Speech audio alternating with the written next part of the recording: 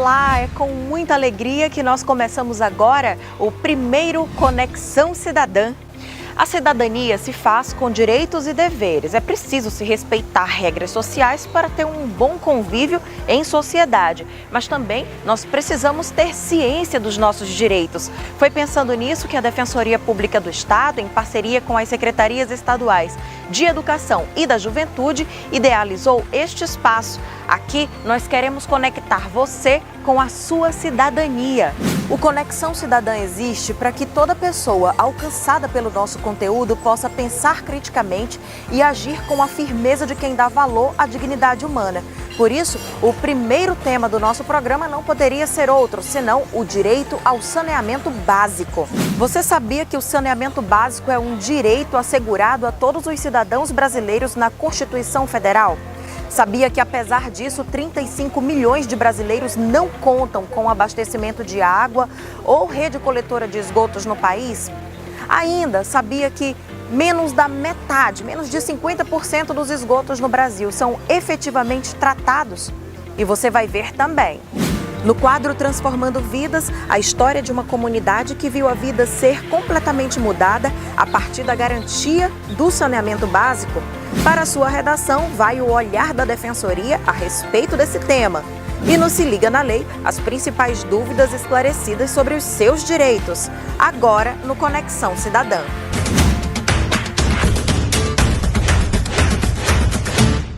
No quadro Transformando Vidas, hoje a gente conta a história de uma rua que nada tinha a ver com o nome dela. Rua da Felicidade, no bairro do João Paulo, em São Luís. Essa rua era mais conhecida pelos apelidos, Rua da Vala, Rua da Malária, mas essa história está mudando. Aliás, ela já mudou.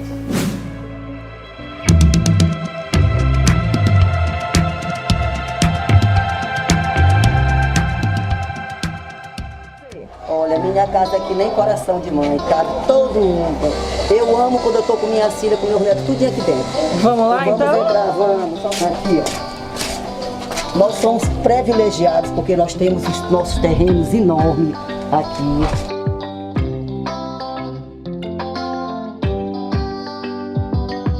Mas eu sou feliz, graças a Deus. Eu sou muito abençoada com esse salário que Deus me deu. E aí tô aqui, ó. E é aqui que a senhora é feliz?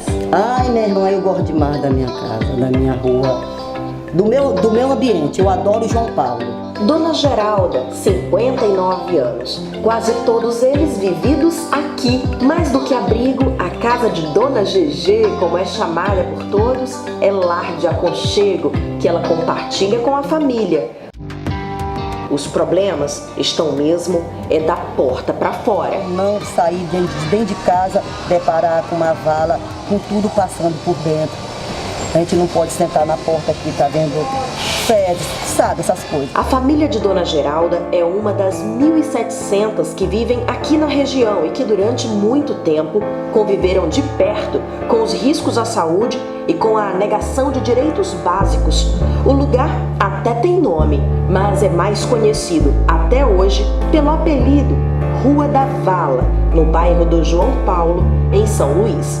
São mais de 5.000 pessoas, gente humilde e trabalhadora, que compartilha sentimentos muito parecidos. Ali na esquina, Dona Francisca, aos 67 anos, enfrenta o medo e a dificuldade de se deslocar diariamente.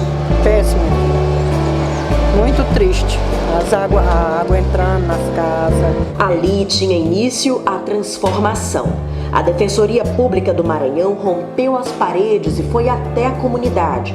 Com a unidade móvel da DPE e o trabalho do Núcleo de Defesa do Consumidor, os moradores viram problemas de consumo serem resolvidos, mas, essencialmente, também tiveram asseguradas pela primeira vez as garantias dos próprios direitos. Porque de tanta gente correr atrás, de um lado apareceu uma filha de Deus mais nova, tem cabeça mais aberta, foi que nos levou até a Defensoria. Uma luta de décadas, porque a gente vive numa rua que recebe a maior parte da água do fluvial do João Paulo, vem pra cá, uma galeria completamente deteriorada, vários protestos, abaixo-assinados foram feitos, né?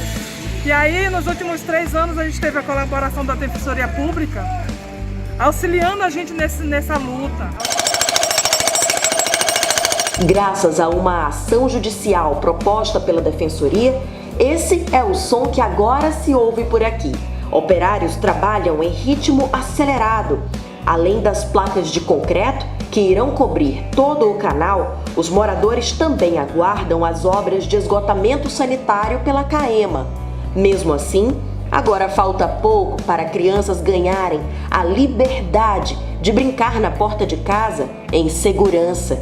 Para todo mundo por aqui ter mais qualidade de vida. Só tenho mais que agradecer a Defensoria, né? Ela foi muito importante para a gente. Ela abriu as portas e a janela que estava fechada para a nossa conquista, né? E eu tenho mais que agradecer porque eles nos trataram muito bem, nos aceitaram muito bem lá dentro. Quando a gente ia, eles nunca que viravam as costas para a gente, dizia: se acalma que vai chegar, um dia vai chegar. E graças a Deus hoje chegou. Vem aí a Rua da Real Felicidade. Agora talvez a gente seja mais feliz, né? A Defensoria segue transformando vidas.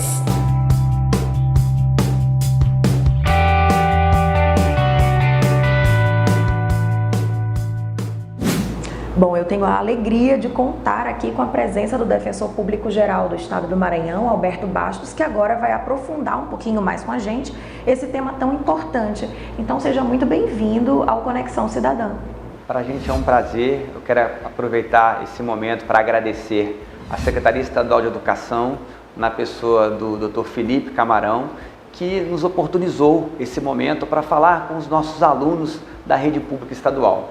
Quero agradecer a oportunidade porque é um momento que nós iremos contribuir um pouquinho com a formação cidadã dos nossos alunos da rede pública estadual. Bom, então agora de saída eu já vou perguntar por que mesmo sendo um direito garantido, previsto na Constituição Federal, a gente não vê o saneamento básico sendo de fato oferecido nas comunidades de São Luís, do Maranhão, do Brasil?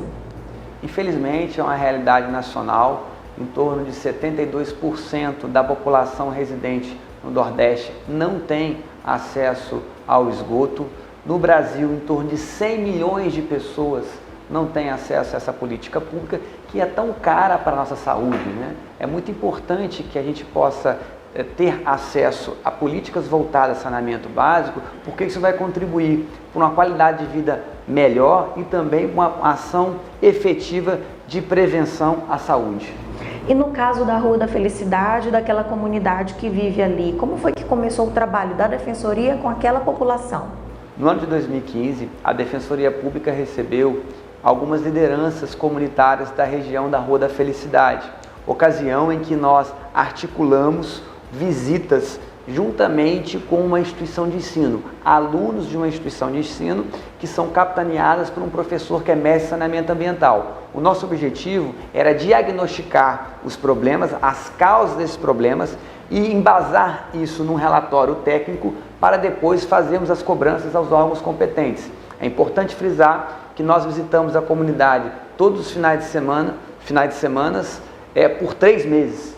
E isso permitiu que a gente tenha um diagnóstico mais amplo e também objetivo para que pudesse propugnar aí, para que pudesse pedir a melhoria da política pública de saneamento básico ali naquela região. E de fato houve uma grande transformação social ali na comunidade. A qualidade de vida é algo que muita gente sonhava em ter, mas talvez não tivesse esperança de ver isso se realizar. O que foram as principais mudanças já observadas ali para aquela comunidade? No início das visitas, a Defensoria Pública percebeu que existia uma vala que corria toda a rua e que nos momentos de chuva inundava e esse esgoto invadia as casas das pessoas. Somado a isso, existia um odor fétido que era característico da rua.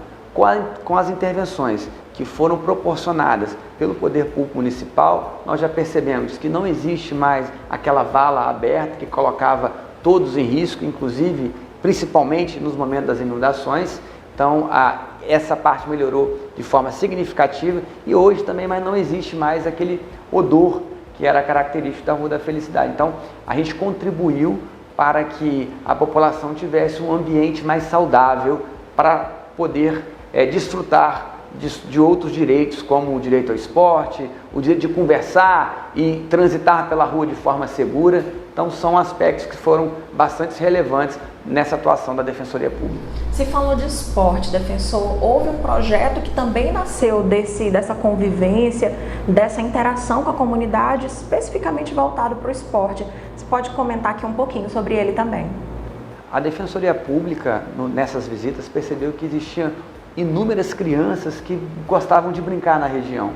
E mais à frente, um pouquinho atrás dessa rua, em torno de 200 metros da rua, existia uma quadra poliesportiva que 3 professores, que são ex-jogadores de futebol, ministravam aulas para essas crianças. E o que mais nos impressionou era a obediência hierárquica dessas crianças e o respeito que eles tinham com os professores, demonstrando assim que o esporte é uma ferramenta de inclusão social.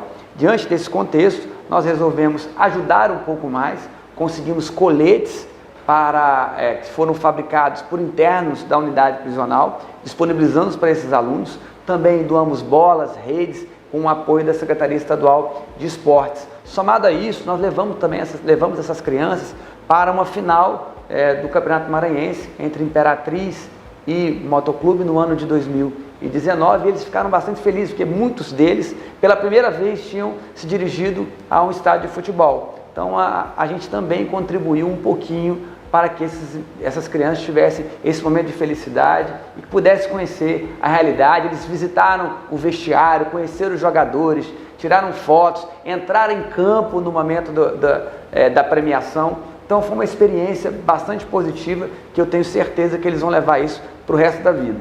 Verdade, com certeza vão levar sim. Agora, para fechar esse nosso primeiro momento, quem assistiu a tudo isso e ficou desejoso de também viver isso na sua comunidade, deve fazer o quê? Pode contar com a Defensoria Pública também?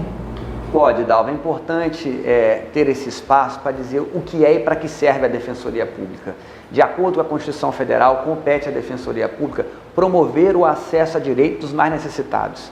E, infelizmente, as pessoas mais impactadas com a falta da política de saneamento são os mais vulneráveis, são os mais pobres. Então, eles podem buscar a Defensoria Pública, que o defensor irá não só atendê-lo por uma demanda individual, como também vai avaliar se há necessidade de proporcionar uma atuação coletiva, como foi feito na Rua da Felicidade. Bom, muito obrigada por essas informações. Esse foi só o nosso primeiro bloco.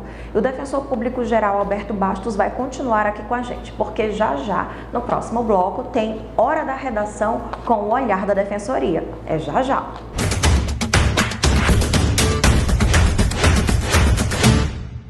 Nós sabemos que grande parte do público que nos acompanha pela TV Educação é formada por jovens estudantes do ensino médio.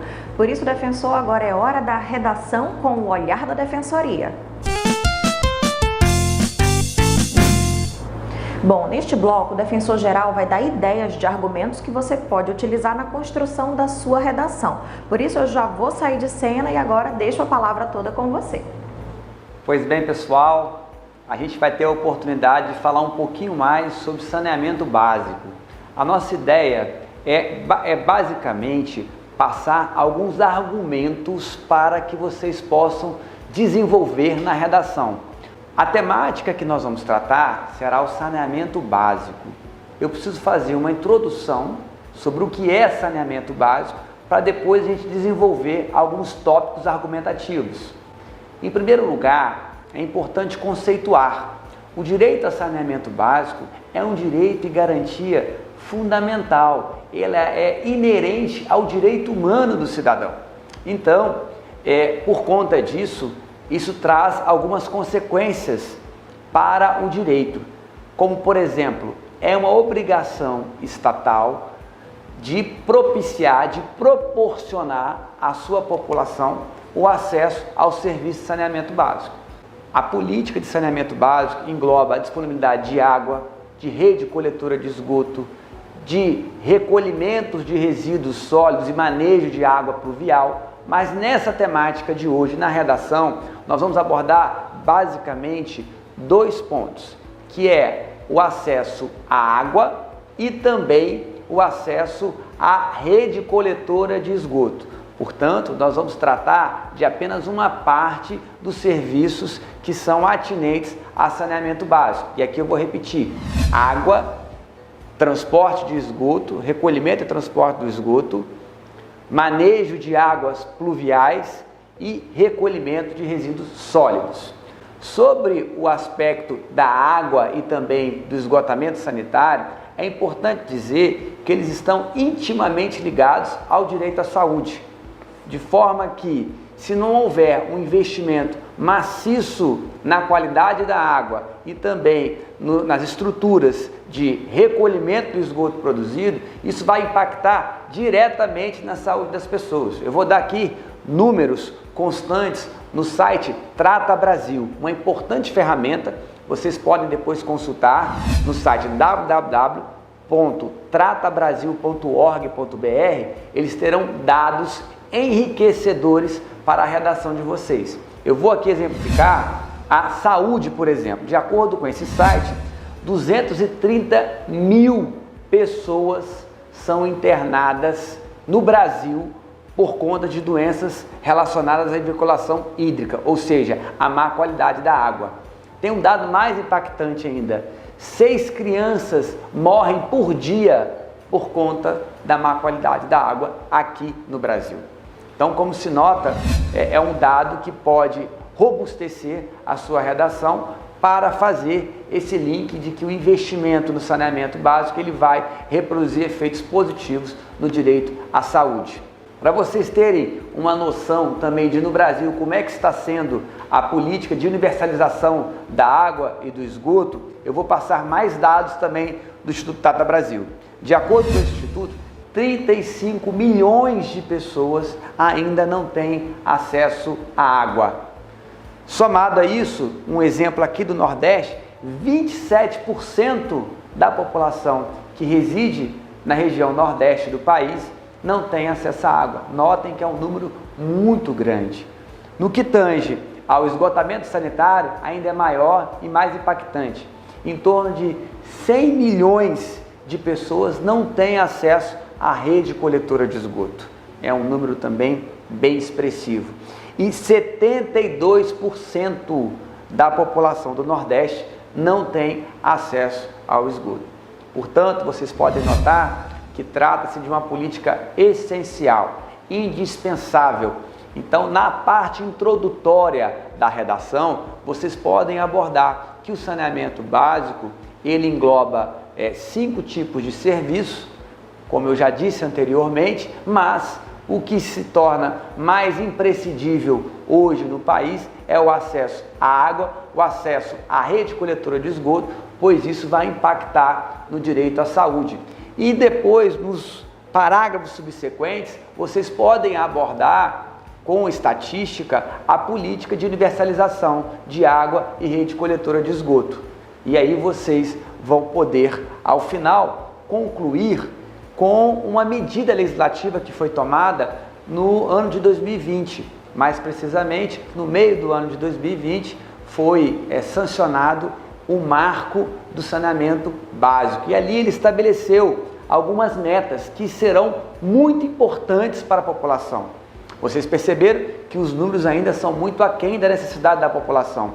E nesse marco regulatório do saneamento básico, dentre outras coisas, eles estipularam uma meta que até 2030 nós tenhamos 90% da população, 99% da população com acesso à água e 90% da população com acesso à rede coletora de esgoto. É importante a gente frisar também um último aspecto sobre a importância do saneamento básico. A jurisprudência, que são as decisões reiteradas do Superior Tribunal de Justiça, vem compreendendo que isso é um direito essencial à condição da vida humana. Em razão disso, não cabe à administração pública informar a falta de recursos orçamentários para executar essa política, porque se trata de uma medida que é indispensável.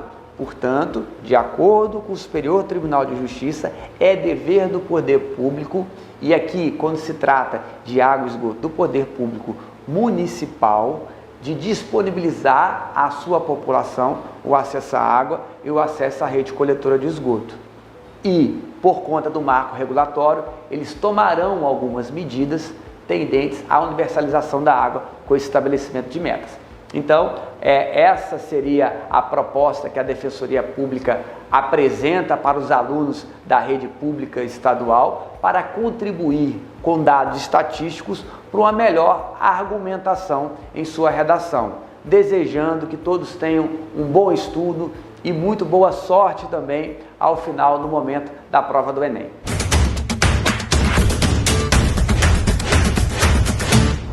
Depois dessa aula de redação, vamos agora para a última parte do nosso programa. Vem aí o Se Liga na Lei.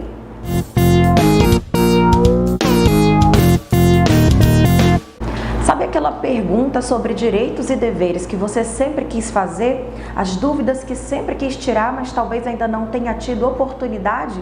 Aqui você tem. É por isso que eu continuo com o defensor-geral Alberto Bastos, para conversar um pouco mais sobre direitos e deveres e tirar as suas principais dúvidas. Eu já tenho aqui algumas perguntinhas da nossa produção para fazer ao defensor. São perguntas bastante recorrentes que nos chegam aqui pelos nossos canais de atendimento. Acho que a mais presente nesses questionamentos todos é essa daqui que a gente já vai começar perguntando. Tarifa social de energia elétrica é algo que é fácil de obter? Como se faz para o cidadão obter? Em primeiro lugar, é importante dizer que a tarifa social de energia elétrica é um benefício que concede descontos de 10% a 65% na conta de luz das famílias carentes. E são considerados carentes aqueles que são inscritos no CAD único, Cadastro Único. Então, toda e qualquer família que tem uma renda de até renda per capita, renda por cada integrante da família de até meio salário mínimo, eles podem estar inseridos no Cadastro Único. E para se inserir no Cadastro Único, basta procurar o Centro de Referência de Assistência Social, chamado como CRAS, da sua região. Então a família, ela pode se dirigir até lá, ou o integrante da família, com os seus documentos pessoais e fazer a sua inscrição no CAD Único. Feita a inscrição no CAD Único, basta entrar em contato com a Equatorial para que aí ela possa requerer o benefício do tarifa social de energia elétrica. Já no mês subsequente, ela terá usufruindo aí esses descontos que vai poder contribuir até para que ela mantenha a sua conta em dia nesse momento de pandemia, de grandes restrições financeiras e econômicas. A gente acha que é muito importante que a população saiba, tenha conhecimento desse direito e possa buscá-lo junto aos órgãos competentes. Excelente. Defensor, as perguntas também relacionadas a direito do consumidor são muito frequentes. Uma que chegou pra gente diz o seguinte: não paguei a última parcela do seguro, então a seguradora pode se negar a fazer a cobertura quando eu precisar? Isso é um caso bastante recorrente na jurisprudência atual. O Superior Tribunal de Justiça, o STJ, ele já manifestou no sentido do adimplemento substancial. O que significa, se o consumidor ele efetuou praticamente todas as parcelas do seu contrato de seguro e deixou inadimplida sem pagar apenas uma, ele teria o direito a receber o sinistro caso ocorra. Muito bem, tem mais uma aqui sobre também direito do consumidor, agora mais relacionado a consórcio. A restituição, a pessoa desistiu do consórcio, essa restituição do que ela já pagou, ela deve ser imediata ou não? Muitas pessoas contratam o consórcio para adquirir um bem e nesse momento de crise, de pandemia, alguns não tiveram mais condições de continuar efetuando esses pagamentos. Em razão disso, ele pode pleitear a desistência do contrato de consórcio. Mas, infelizmente, de acordo com a jurisprudência também do Superior Tribunal de Justiça, o ressarcimento das parcelas pagas, elas só virão 30 dias depois do término do grupo. Ou seja, depois de terminar todo o contrato de consórcio, ele vai ter direito ao ressarcimento dessas parcelas. E aqui é importante frisar também que ele não terá direito ao ressarcimento integral. É lícito à empresa que disponibiliza o consórcio de efetuar a retenção de algumas parcelas pagas a título de administração. Muito bem, então com essas perguntinhas aqui, respostas bem rápidas e objetivas, a gente finaliza mais um quadro Se Liga na Lei. E eu agradeço a participação, a presença do Defensor Público Geral, Alberto Bastos, com a gente neste que é o primeiro Conexão Cidadã. Muito obrigada. A gente que agradece a oportunidade mais uma vez.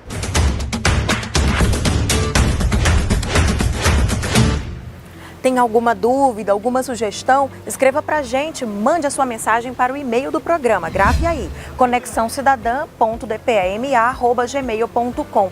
Tem também as nossas redes sociais, é só procurar @defensoriama.